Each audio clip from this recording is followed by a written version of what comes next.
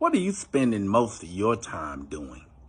As you go to work, go to Walmart, clean the house, sit down in front of a computer, do your daily activities, what are you thinking about? What's occupying your thought life? You know, your thinking is tied to what you spend most of your time attending to, looking at, focusing on.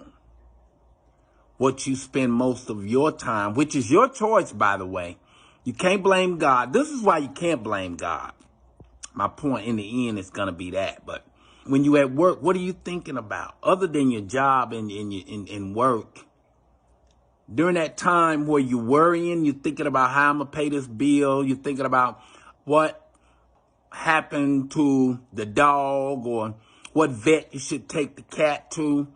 You know, when you're at work, work is no excuse to not meditate on the word. Work is no excuse because your mind is still going to be on something anyway, you know, even when you're at work. So what are you attending to? What are you spending most of your time and focus on is the question, because that's what's going to determine your dominant thoughts. That's what's going to determine what you allow to stay on your mind. And then what you're thinking about the most is going to affect how you feel. And then how you feel is going to affect the choices you make. See how it's all tied in together? It's called the anatomy of life. But it begins with what are you spending most of your time attending to, focusing on. That's the thing.